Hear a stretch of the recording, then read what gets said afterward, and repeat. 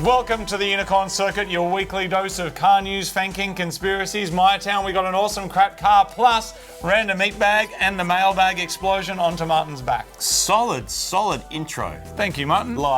Didn't forget anything except the two things you forgot. But aside from that, it was good, and it was the same length as always. What it's all about. It was about being the same length.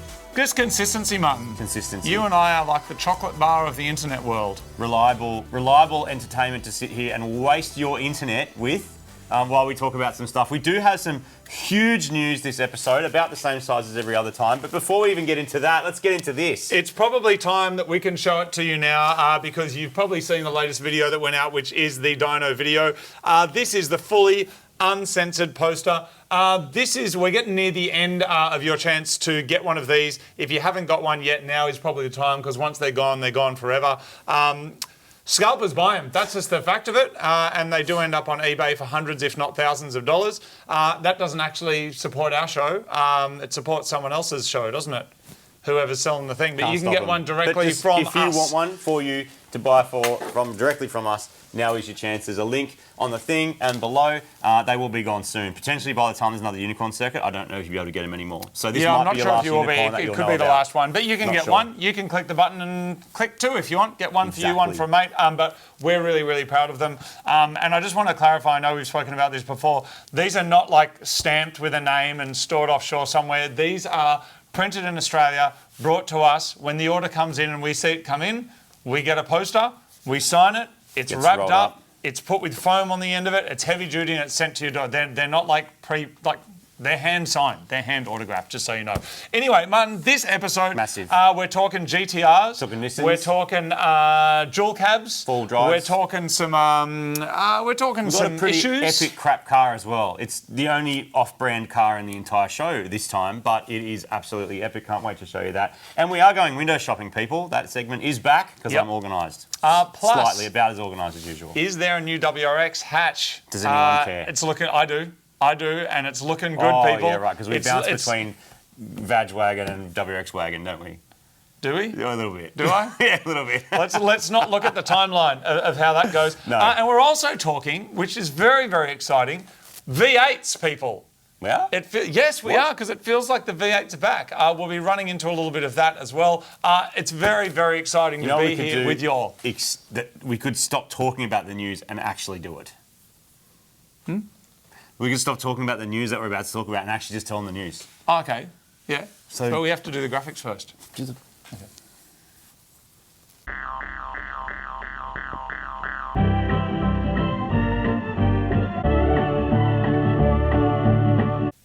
Welcome to the Unicorn Circuit News. First up, and big news, we have got another drift night happening. It's a beginner's drift night. It is on the 19th of June at Sydney Motorsport Park, wet skid pan. There are very limited driving tickets.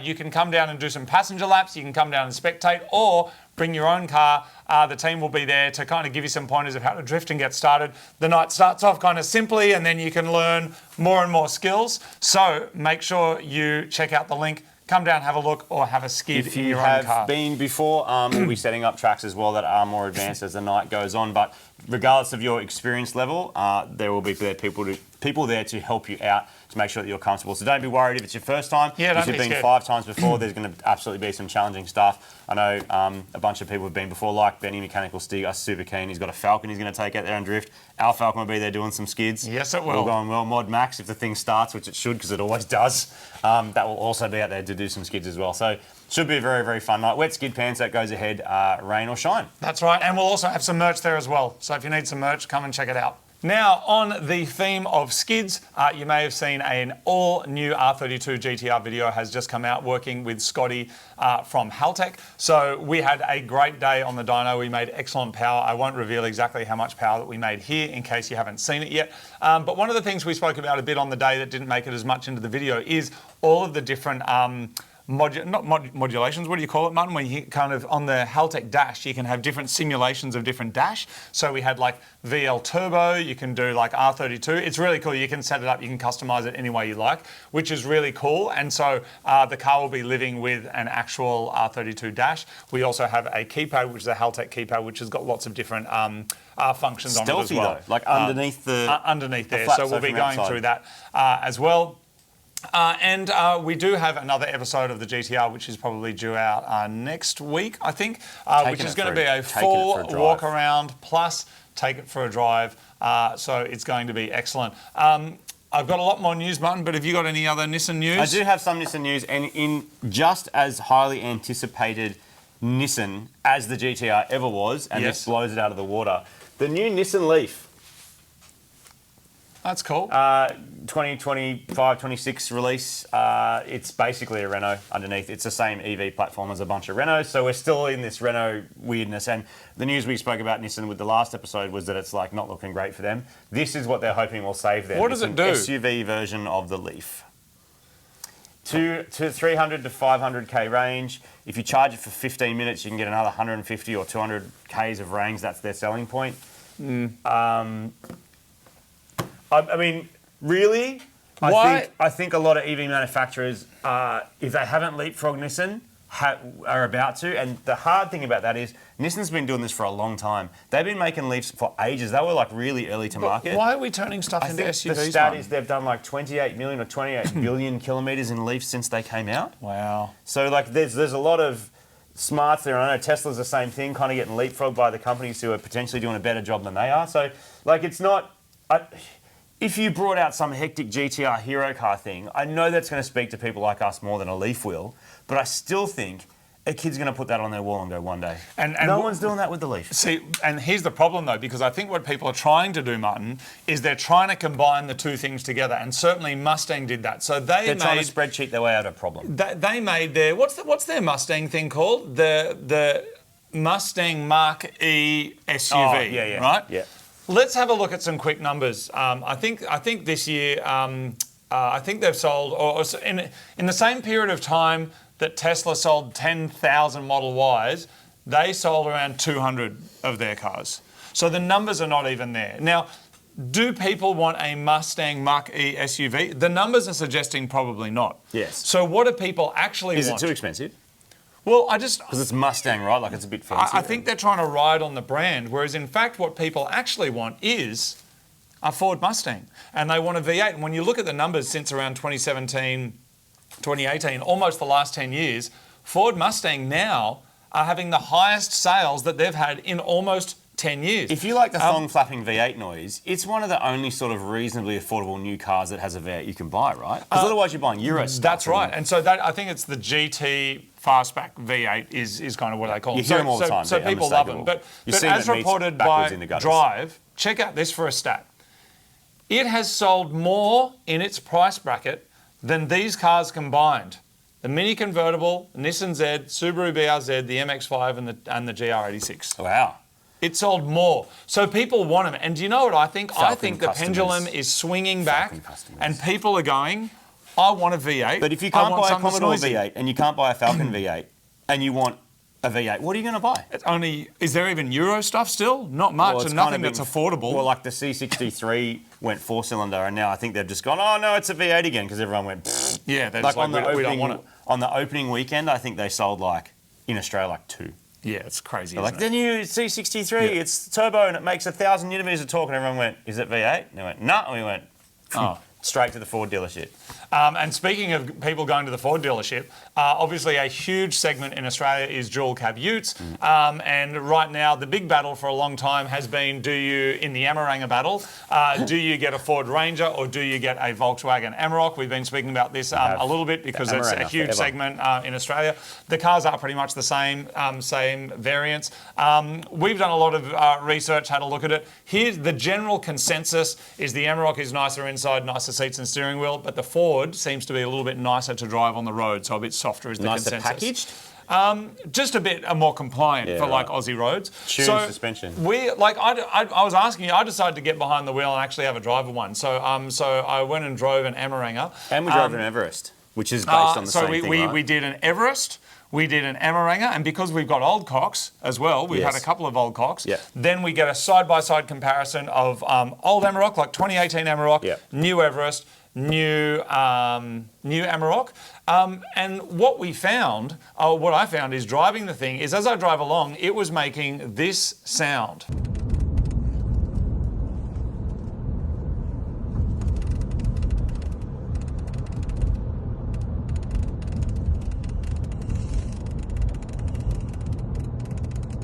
Now that there, as far as I'm concerned, like I could not live with that kind of sound, just constantly in my ear hole. That's a new car. So that's a new car, and the Everest, that was new as well, wasn't it? Yeah, so that was a high car. Yeah. Anyway, so I went, is that actually a thing? So I Google Amarok B pillar rattle. Turns out huge amounts of them do it, and they're sold like that. Now, it's a known thing, so there's an official Volkswagen bulletin about it. And what's amazing to me is that they know it exists, but cars are still going out. Now, some people are then they're getting it fixed on warranty. Some people have said that their cars are getting, basically they've said some people the fix is taking 30 minutes. Other people have said the car has been gone for 2 days and it's gone to a panel shop.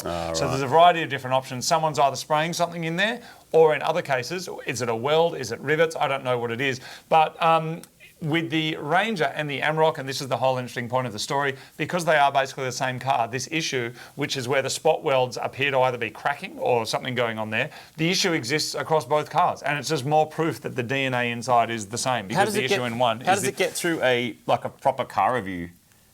You know what I mean? Like, maybe the press cars, and this has been a thing for a long time, that press cars are not actually the real ones.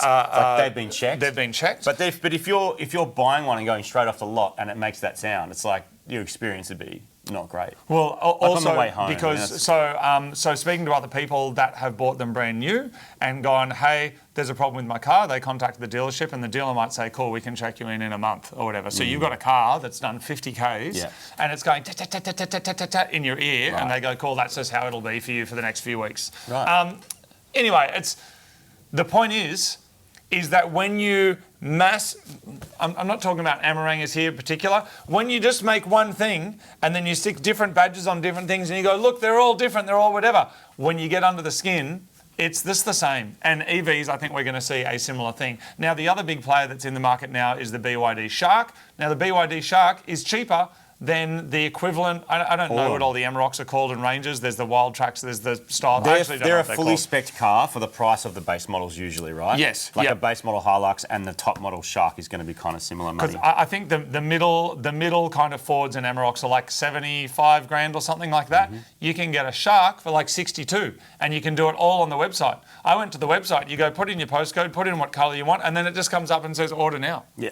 You put $1,000 in. You're not going to a dealer. G'day, mate. You after the new Ranger? You like trucks? Martin, is it? Hey, mate. How are you, mate? Now, how are you doing? Now, I hear you're after a dual cab. Have you had a dual cab before? I just want to have a look. No, mate, I'm going to show you all the amazing features. Give me that, I'll show you one. Where is it? Is it down there? What's down there? You can open that up, mate. Sure, mate. You have to see that. Look, instead of, because the old Amarok, it flapped down like that. Now it's all hard, you know. The trade. And so, mate, what are you doing on the weekend? Can I tell you an interesting service story? We're in story time for a second here. Have you got any more big news? Did you want to talk about any of the EVs coming from China? No. Okay, so as you are.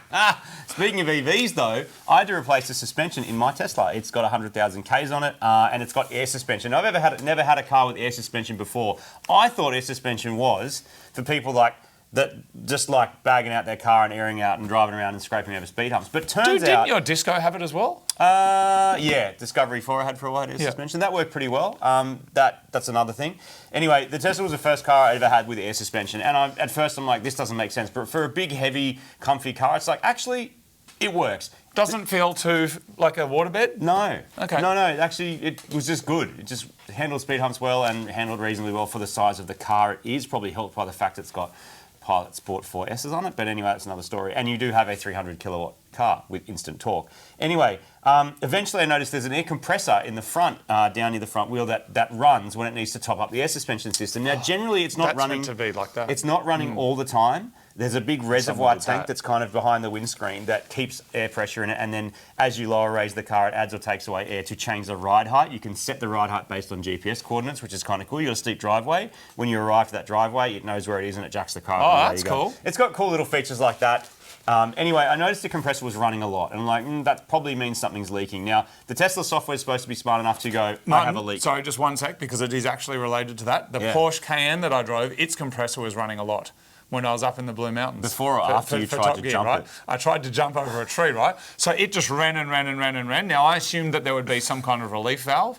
Both of those air suspension bags exploded with such ferocity that people ducked for cover. The loudest thing I've ever heard in my life. Yeah. So the point is that your intuition, or you going, hey, there's something going on, that is actually really important. If there was a child standing next to that when it exploded, like proper air damage. And not good. we also have a friend of ours that we work on the show with was had his window down. There was a bus next to him. There was an explosion of some other like air compressor or wheel or tire or something. He's got proper hearing damage, And like proper. not only that, the car that was between him and the bus was a Prius. Was dented. Was dented from the force of the air. Yes. Nothing hit it. It was there. Anyway. So I was just trying to solidify how important it was that if your car is making noises from air compressors that it's not meant to, that is actually a serious Realistically, concern. noises and smells are something you get very used to when you're working on a lot of shitbox cars. Anyway, I noticed it was running a lot. I'm in my head, I'm like, cool, well, this car's out of warranty now, so I need to get some new air suspension. You can buy air suspension, not in Australia. You can buy it from overseas. It's reasonably cheap.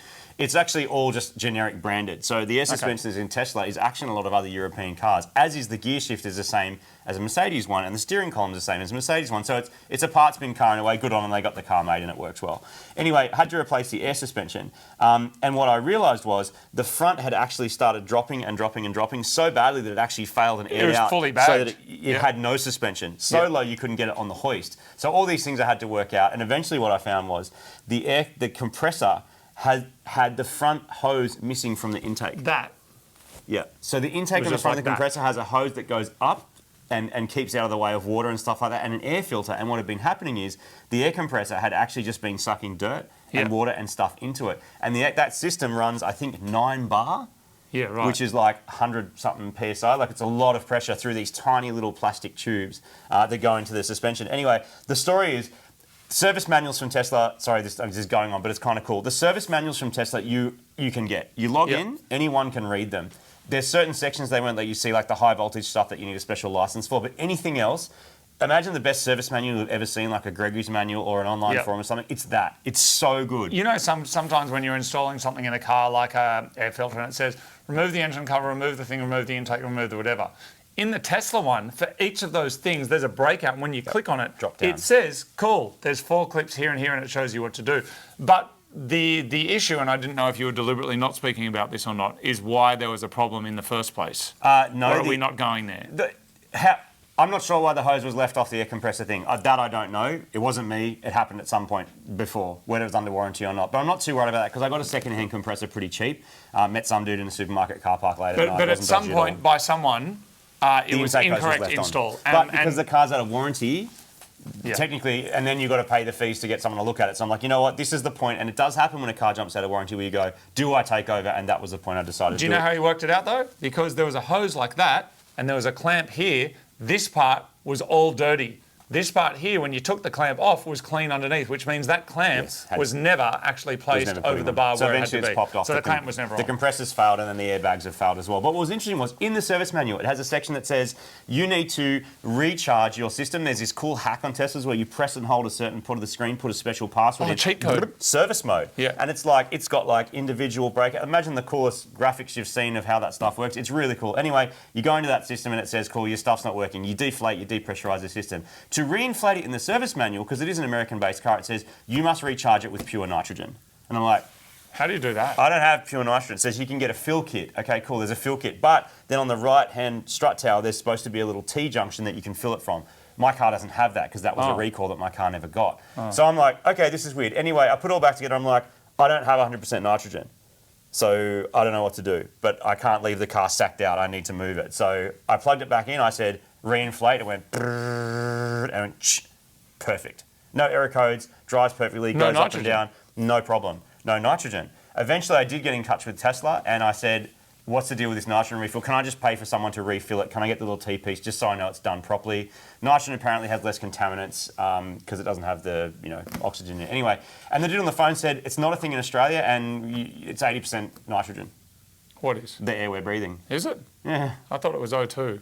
Yeah, well, it's oxygen and nitrogen. So it's 20% roughly oxygen and 80% nitrogen.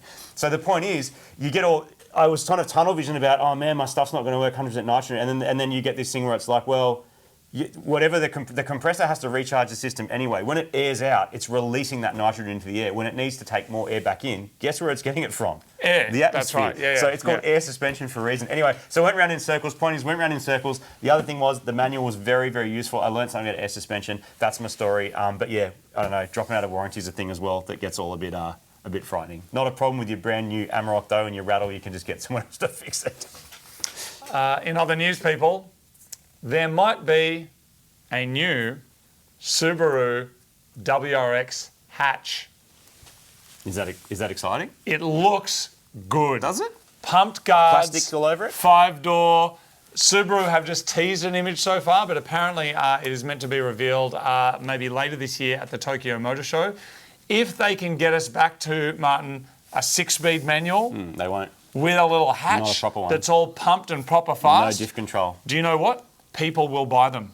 They will buy. Manual though, right? Yeah, that's what I said, a 6-speed. That was the fail though, right? When the WRX went away and they did the final edition and the proper 6-speed went away, the big thing was you can get a CVT one because CVT's better and safer, and everyone went, no one wants that though. what? Next minute we're doing a Lavorg that's manual swapped and everything so that we can have a bit of that back. Yeah.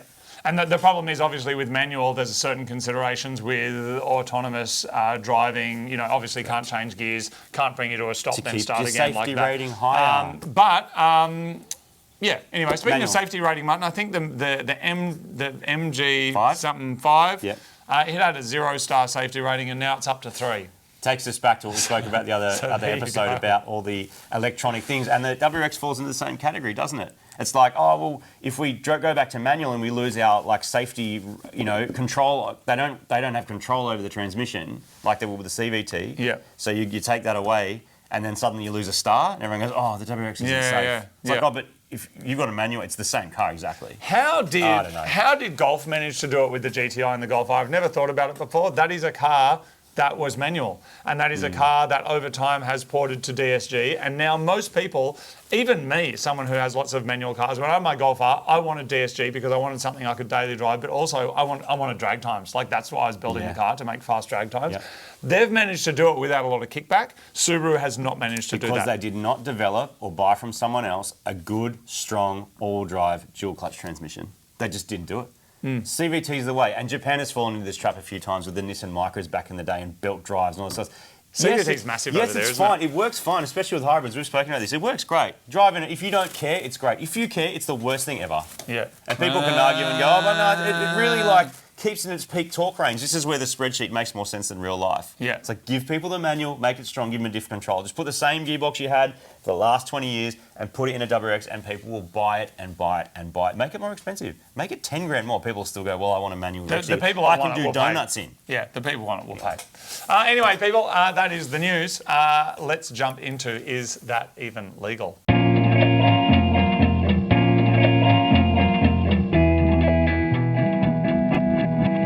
Every week on Is That Even Legal, we like to explore different legal rules from around the world, because there are different countries on the planet. There are. And they've got different rules to where you are. Australia's the 6th biggest. And sometimes people think that because you've got a rule in your country, it should be here. I heard about somebody from America over here getting arrested. I saw a clip of them, and they're like, they wanted their like Miranda rights or some other. They wanted like something they'd seen on an American movie. Yeah. And the person was saying, "Oh, this is Australia. We don't do that." But they were quoting a certain rule from a certain state where they lived. Right. In America, and they're just like, that not a doesn't thing. flow here. Anyway, Martin, do you like driving a car? Yes. Do you like driving in the rain? Yes. Do you like driving through puddles? Yeah. Do you like driving through puddles on suburban streets? Yeah, especially in my micro when you're a passenger. Oh, that was scary. Martin, do you like driving through puddles on suburban streets, even if next to you there is a sidewalk, also known as a footpath? Yes. Martin, do you like driving a car through puddles on the street when it's raining next to a sidewalk or a pedestrian area if there was a person on the sidewalk at the same time? Yes. No. No, I don't like doing that. But just say yes. Yeah. That is illegal. So it should be. As it should be. a This dog is act. Japan. No splashing pedestrians. It is illegal to drive through puddles and splash pedestrians in Japan. Except there's a whole category of videos out there of people doing just that and laughing about it. Yeah, I don't think it's very funny though. You know what I mean? Like, you know, some people do prank stuff that they think's really funny. A lot of it, I think, is shit. Yeah. That's all. Particularly the people who are like pretending to It's just like, low, yes. it's not a real you know gun. what? It was a water pistol. It's just like not. that stuff. It's just not clever. Like No, you haven't done dumb. anything clever. You've just done something dumb. And dumb can be funny, but it's not that clever. Speaking of stuff that's clever, though, let's do some car window shopping. It's the new section where we look at cars for sale on the internet, and Marty will show you ones that he thinks are good, and I'll show you one too. This week on Car Window Shopping, we are celebrating all things Nissan and all things four-wheel and all-wheel drive. Which is your Yes.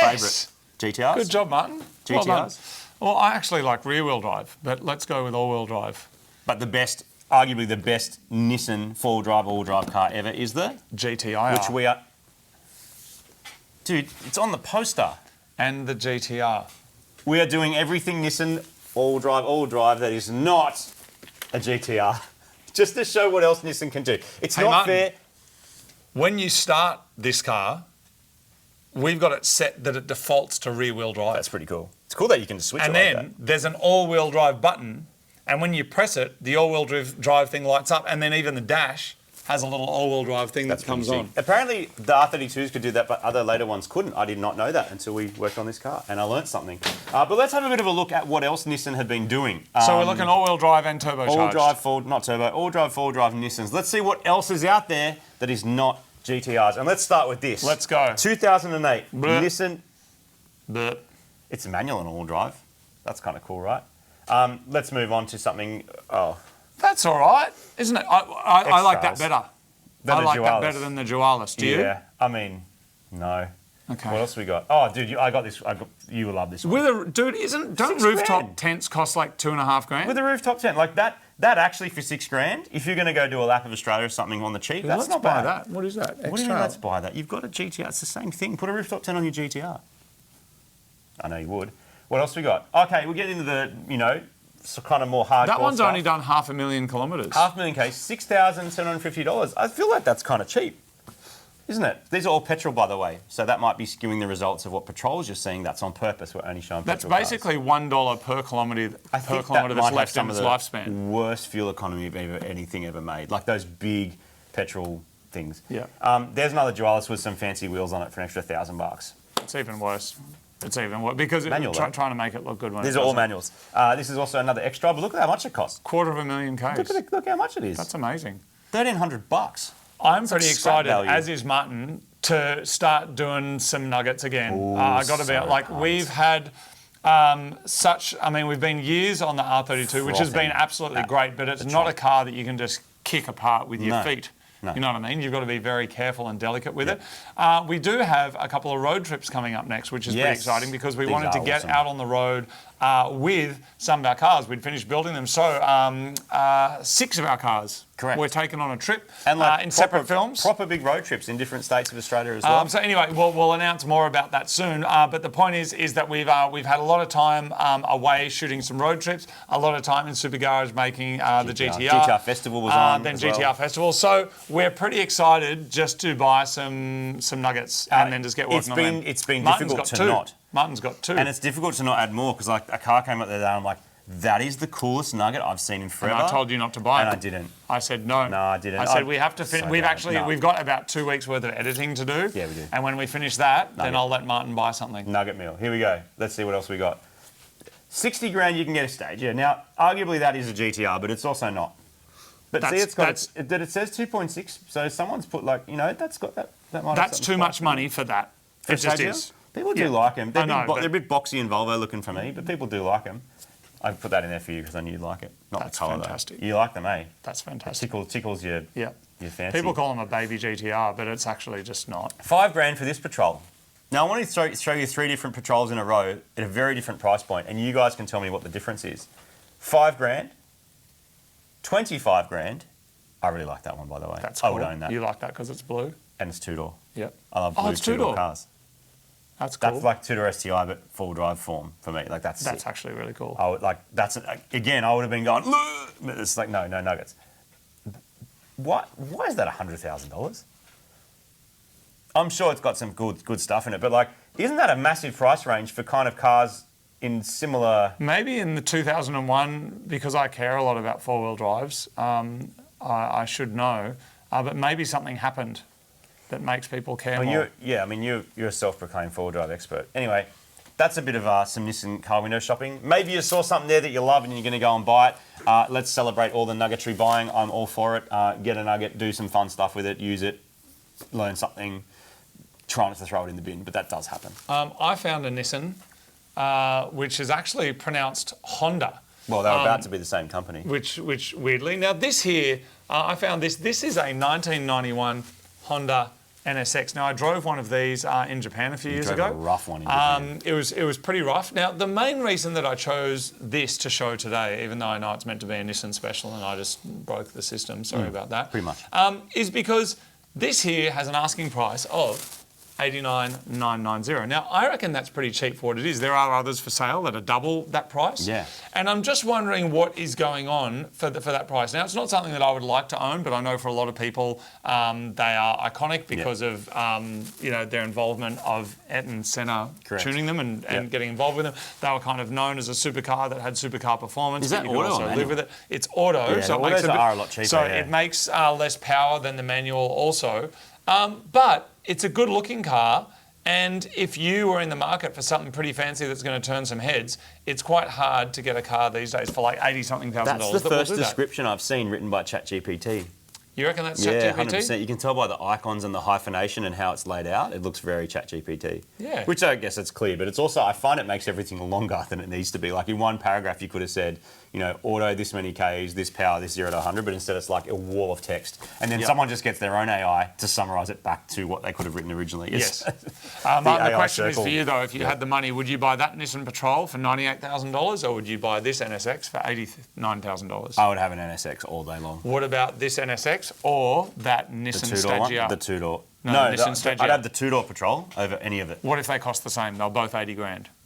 The two-door Patrol have to be pretty amazing. Have some good stuff in it, like barra swapped or something. Oh, really? But you'd still take the Patrol over the NSX? I'd take the two-door one, but I would not. The NSX will be number 2. Okay, great. You've heard it here first, people. Let's move on to My Crap Car.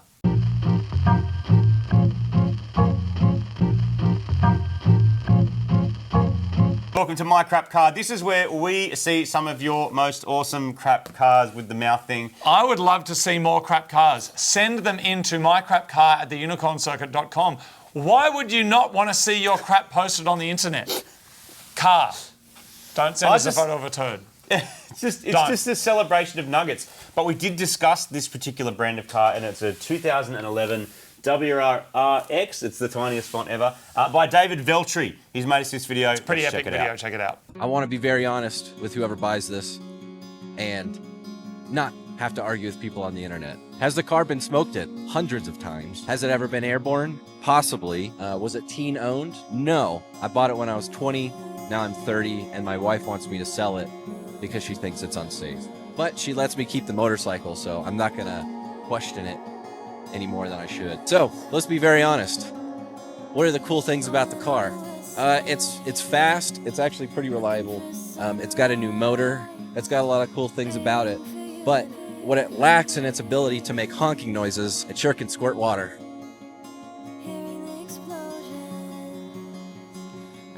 So yeah, let's fast and furious this bad boy, and I'll show you a couple of things that are wrong with the car.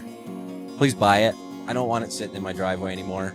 But also don't buy it. I don't care. I genuinely don't care. But if you want it, it's actually a pretty good car.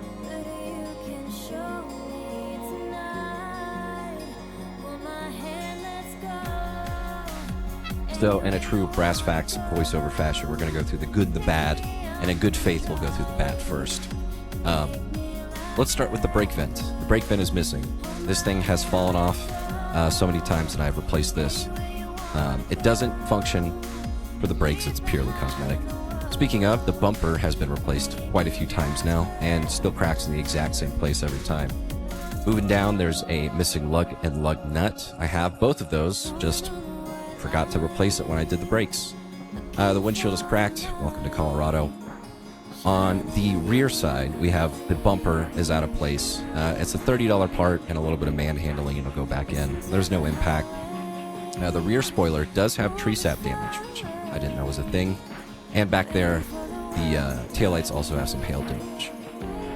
Moving on into the inside of the car, the clutch does squeak. E-brake doesn't work every single time to hold it on a hill. There's some stains on the headliner, presumed from being dumb and young and smoking cigarettes. Leather does have damage, just casual wear. Passenger seat and rear back seats are actually pretty good. There's a small gauge cluster burn from a cigarette. It doesn't affect anything, but hey. Also, the horn doesn't work. In a bout of trying to detail the car, I cracked the bumper cover on the steering wheel, which permanently depresses it. So the horn is still functional and everything, but I pulled the fuse on it because it would not stop honking. And last, and probably the worst, is the broken open sunroof, which was caused by a nice 22-year-old version of myself putting a GoPro up there, forgetting about the GoPro and trying to open the sunroof. Does it leak inside the car?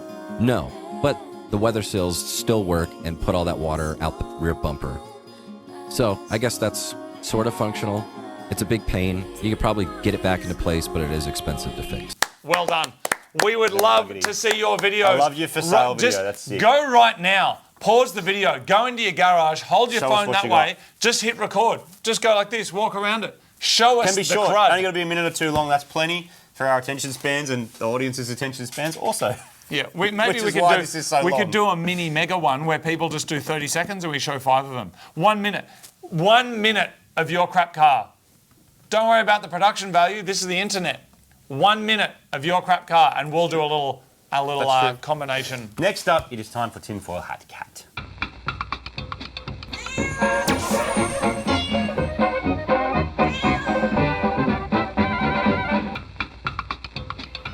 This week, Tinfoil Hat Cat is What have where you we got for us, explore Martin? all the conspiracies and tinfoil hat catness that's happening all around the world. Interesting. No, I'm interested this week. Yeah, I know, I can tell. This week, it does discuss What have you got for us? one of the What most is it? Just spit it well-known out, mate. What is it? Nissans ever Oh, made. Nissan. What's the best Nissan ever made? The S13Q, non-turbo. What's the second That's best most one pure. ever made? The GTR. Not GTIR. No, I changed my mind. I changed my mind. GTR. Yes, What this have is you got, about Martin? GTRs. So, as we were putting back the R32 back together, I started to see a bit of a pattern. And the pattern I started to see, and it got me curious, and I started to do some research, and I know what started the to try pattern and work. What's the The pattern? pattern is that everything is expensive, Yes. everything was broken, it was impossible to get, and when we did get it, we were charged 10 times the amount that it should have cost, and no one got any sleep because we were busy working trying to pay for all the shit. The parts were so eye-wateringly expensive. Is that actually what you're talking I've about? never in my life seen anything like it. Now, yes, okay. Do you know how much we there's spent not on that this car? many GTRs. Do you know how much we spent? Let me finish my thing, and then we can Okay. talk about that. It was an eye-watering amount of money. This. And you know what? Normally we don't talk about it, but I've decided to tell. Okay, cool. Do you Yeah, know so- the number? Yeah, I saw that you've made a secret spreadsheet that you called like Subaru parts, which is actually a secret fake file name, which is actually made to hide what it actually was, which will be my conspiracy hat cat next week, which you kept a secret dossier I did. that you kept at Marty Largo with all of the details of how much I'd spent on my car. I did.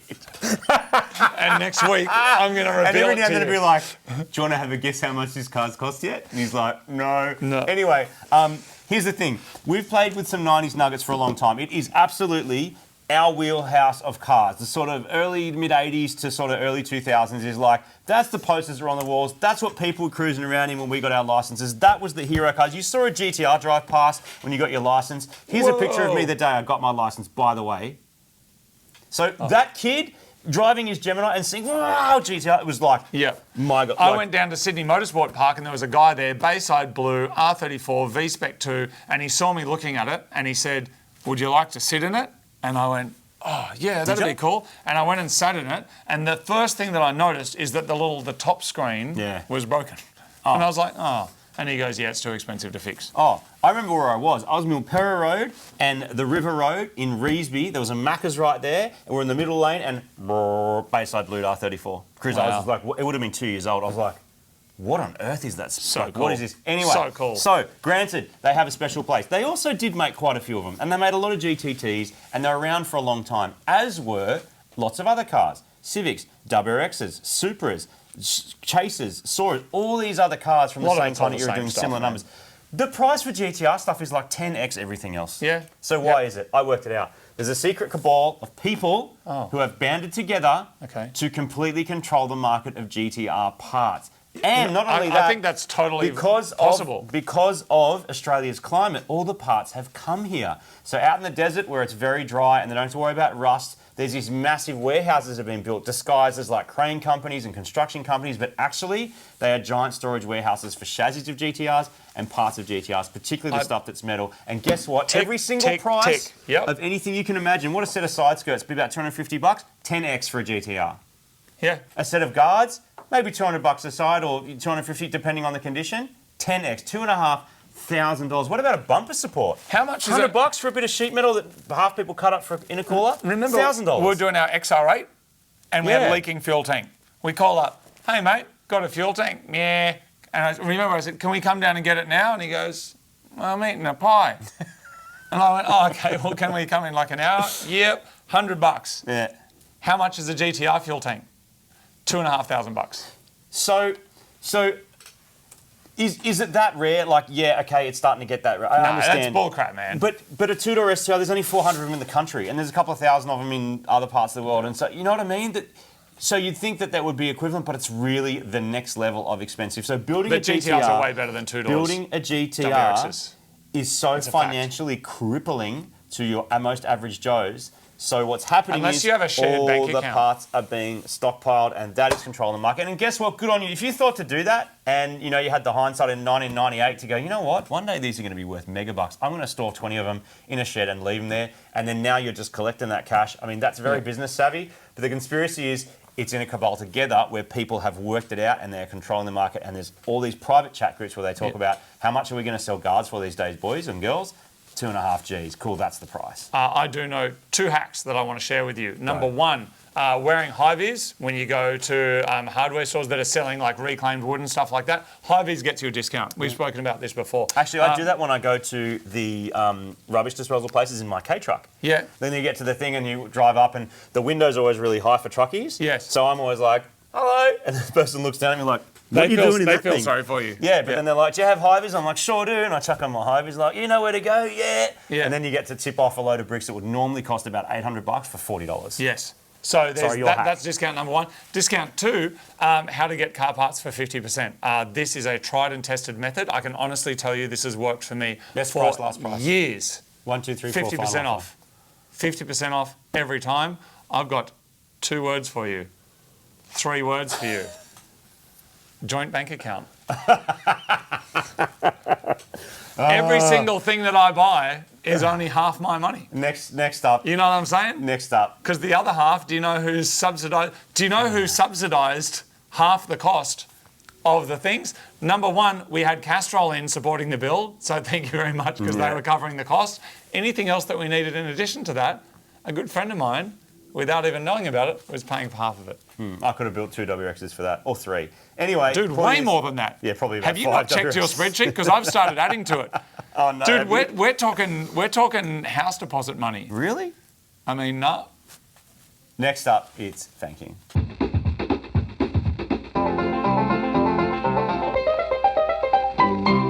Fanking is the delightful art of recontextualising a product's name by taking a photo of it down near your crotch. We are jumping straight into the thanks. We got some good ones this week. Martin, boom, cock, get on it. I mean, don't, but there it is. Great. Let's just kick off hard. Yeah, no, go.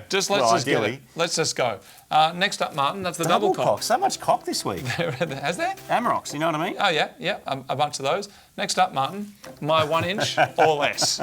That's good. We got some clever ones this week. Yeah. We've got I've seen them. The runner-up of Fank of the Week and Fank of the Week this week is just some of the best. Is just let's go. Bellissimo. I want to see it. All right, Tasty Banana Paradise. Oh, I got a mate that would like that. Oh, don't say it. No, we'll talk about that another time. All right, That's Jack's salt spray. Oh, what is that for, do you Why reckon? is it textured? I don't know. What does that do? It's barber beard stuff. It says it's vegan friendly. It's beard. That answers that question. It's beardy. Wankles. That's very Wankles good. antibacterial. Oh, you made it look wankies. I'm giving you... Because it's Wankies. hankies. Sorry, it's Wankies. Yeah, I'm giving you an honourable mention. That's not bad. Well done. This one is urine me pee. That's it. And this, the glove, though, is giving us the finger. And there's just something That's about great. that I found Very was kind of creative. quite funny. This is the anal probe right there. Getting two products of different names Double is one think. thing, but when it's the same product and Yeah, you're using it's different very- parts of oh, it, the it's creativity very is clever. always so impressive. And I like the shoes. That's Yeah, really yeah. good. That's the PP single layer, Martin. Oh, So as opposed to a double bag. Next up, Munch Me. you like them? Straight into it. Is that pretty you? good? No, it's not you, is it? That's a wild. I don't know what that eat is. that. What I is want it? to eat it. It's Berries? a filled milk Milk chocolate chocolate. with Oh, forest fruit fruits. flavoured filling. Yeah. What country's that? I don't know. It says, look at the price It's is euros. $329. Oh, no, it's not euros. So it can't What be is it? euros, it's something else. But they're using grams, so I don't know what that is. Hmm. They've got it, see, they're selling a Snickers big pack. We don't have big pack because everyone's like, no big packs, keep the treats small. Hmm. Yeah. Anyway, rub in the tub. Good job. That one is, is what it is. What it is. Next up, only $7.50. I like that it's a misspell as well because there's supposed to be two U's. What is it? Vacuum bag. Oh, is that what it is? But they've spelt it wrong, which has just made it even better. Oh, yeah, I was trying to work that out. I couldn't work out what it was meant to be. Next up, Stiffy. Yep. Is what it is. It is. Next up, One Shot Thick. That's and next Versadet. up, Is that Versadet? Is that floor cleaner stuff? Is it? That's from Bunnings. Is it? Yeah. It's got an Australian next? logo on it. Next up, we have got runner-up of Fank of the Week. Yeah. Oh. Yeah. Yeah. Wow. That's. Yep. Well done. Is it just too awkward? It's And clever. Fank of the Week, drum roll please. There we go, slide and surprise anal. All right, well done. Thank you very much for sending us in your thanks. Of course, you can share your favourite Fanking images on the Fanking Facebook group. Going to the pet store, hardware store and supermarket will never be the same No, it will ever not. again. Never. And it's not even illegal. So it's a fun thing that you can do that's a little bit cheeky with your friends and your family, and then put the photos up on the Fanking group. There's a link for it down below. Make sure you send them in. Martin, next up, I do believe it is time for Random eat bag.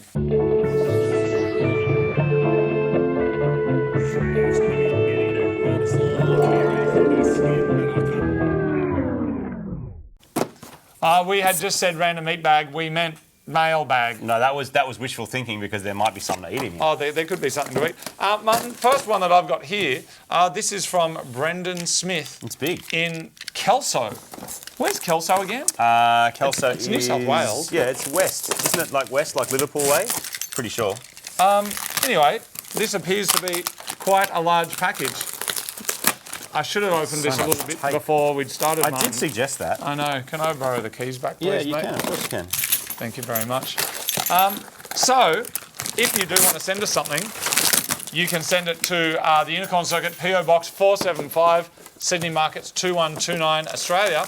Martin, this is a large package. Whoa, what is There is that? a lot going on in here, and we're about to find out what it all is. So, hi Marty and Moog. I've been wanting to send you guys something for ages. A small gesture of thanks for all the hard work you guys do for the car community and people you meet and entertain daily in person on YouTube. You have no idea how much you guys have helped me through some dark times. Thank you, Brendo. Thank you very much, mate. And just when it's been a rough morning, I get half an hour of laughs to pick me up during my lunch break. Thank you very much. We're happy to hear it. I hope this fuel pump might be that small quality of life improvement for Super Garage. I don't personally have any project cars, but I'm always keen to lend a hand. Martin, that is an a battery-powered awesome gift. liquid transfer Thank pump. you. That's a sick. That's freaking awesome. Oh, that's awesome. Because That will get we're normally like draining by gravity, right? Yep. Like putting a car up, taking and buying it. And Oh, that's cool. and is this mine? Now there's some other things in here it as goes well. in jerry cans as well. Mad. There's a lot of other stuff going on here as well. Fantastic. I hope one day I'd meet you both in person. The channel people help you guys outside of YouTube and merch. Would love it if you could shrink down some of your car sticker designs and make RC sticker sheets to that's a purchase good through idea. your store. That's a good idea. It'd be sweet seeing a mini chopped on some of my on-road cars and best 4x4 channel sticker on some of my crawlers. Thanks for all the laughs over the years. Can't wait to see what you get up to in the future. And in here, Martin, I believe we have some photos. So, garage. Oh, that's sick. Oh, some of the little proper RC cars setup. and stuff. Look at the big ones fat up there. mat. Mike, Look, I love he's fat got mat. a fat mat in there as well, which is cool. Look Instant epic shed. man, you have got a lot of really, really cool Look at the detail. cars. Look at them all. Dude, is that off-roading? Is that full drive? That's four-wheel driving, but quite into that. miniing. And look at that. Rock They crawling. like, get him up on Yeah, the rocks that's and mad. stuff like I'm that. so That's into it. great. Thank you, Brenda. And then he's also sent us a couple of ride it, rub it, roast it, mower land and heating. So thank you sick. very much. How good. And a couple of these. Thank you, Brandon. This is from Dave from Raymond Terrace, which is up north. Hi, blokes. It said that the best time to buy something is when you see it. Particularly applies to nuggets. Wandering around the shops. Do you know what else it applies to? Posters. The poster. Wandering around the Get shops it while looking you for can. some other random shite and came across these. Given the recent uploads to the other channel, I just had to. It's an iconic battle of Minis versus Mazda Hot Wheels versus Matchbox and a small dose of Stretch JDM. Enjoy. Dave, Unicorn View, it's number 9. That is sick. Thank you very much. Oh, look. Mini. Oh, that's cool. New Mini like yours. Your Awesome. thing, Look at it go. And forced NX5, induction like we want. NX5, speaking of nuggets, a bit of that. And a Skyline that's like a weird stretch thing.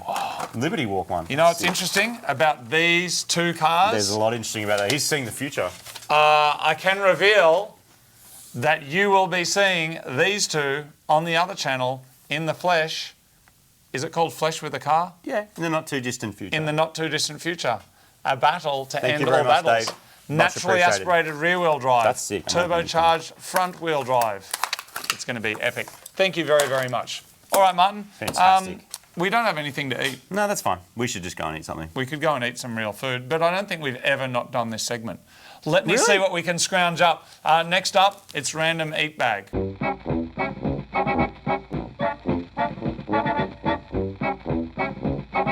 Welcome to Random Eat Bag, where we use our mouths to explore the universe of flavours. And Martin, I forgot we actually do have something. We have got Chocky Choco Cashew Robot Boy. Actually? Yeah. What is it? Which looks pretty exciting. Martin, you know how we I'm into sometimes it. get those little Japanese mushrooms? Choco cashew. Yeah. You know that, do you reckon whatever. it's like that? So I just want to show you it's something individual. for a second. I found this mushroom and I took a photo of it, okay? Have a look at that, right? Looks a bit grot.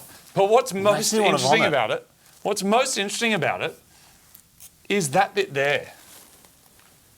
Why It's is the, it so, it's the lines why is in the it so green that wet? gets the lines in the green that gets me. Why is it so? And what's going on here, Martin? It's like the head of it is very bulbous. I've never seen anything like it, and I hope you're getting a good look at that.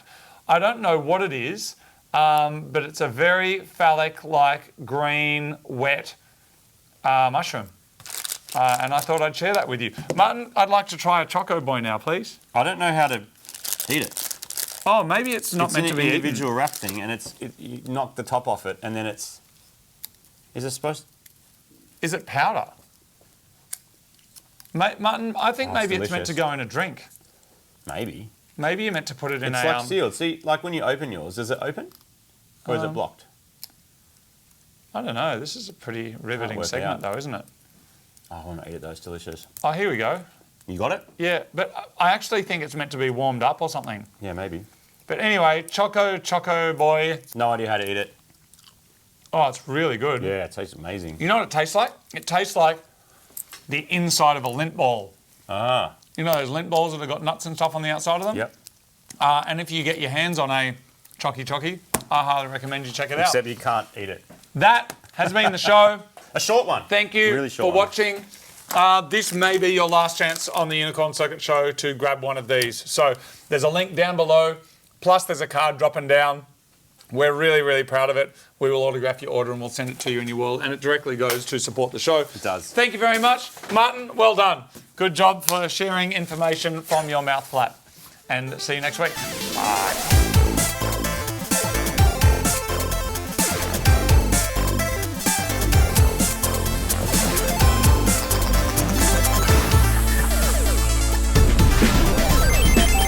Unicorn Circuit.